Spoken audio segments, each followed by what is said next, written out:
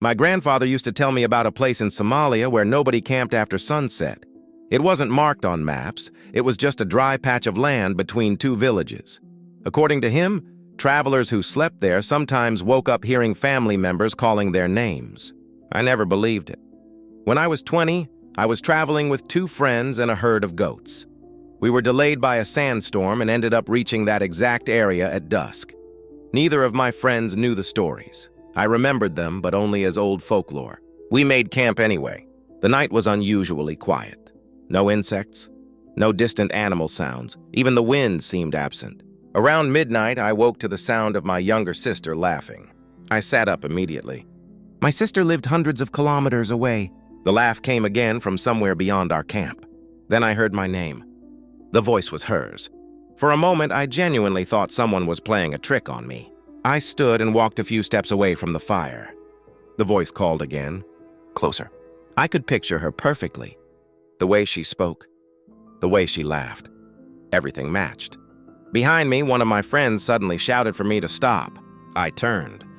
He looked terrified. Before I could ask why, he pointed into the darkness behind me. I looked back. At first, I saw nothing. Then I noticed a figure standing far away. Moonlight revealed just enough detail to make my stomach drop. It looked human, but it was too tall. Its arms hung unnaturally low, nearly reaching its knees. The voice of my sister came from its direction. Come here. The figure never moved its mouth. I could see that much. Yet the voice continued. My friend grabbed my arm and pulled me toward the fire. The moment I stepped back into the circle of light, the voice stopped. The figure remained motionless. Watching, hours passed. None of us slept. Every so often, the voice returned. Sometimes it sounded like my sister. Sometimes like my mother. Once it sounded exactly like my grandfather who had died years earlier. Just before dawn, the figure finally moved. It turned and walked away. Each step covered an impossible distance. Within seconds, it vanished into darkness. When the sun rose, we packed our things and left immediately. A few hundred meters from camp, we found footprints. They were shaped like human footprints, but far larger than any person's foot. The tracks approached our camp during the night, then circled it repeatedly.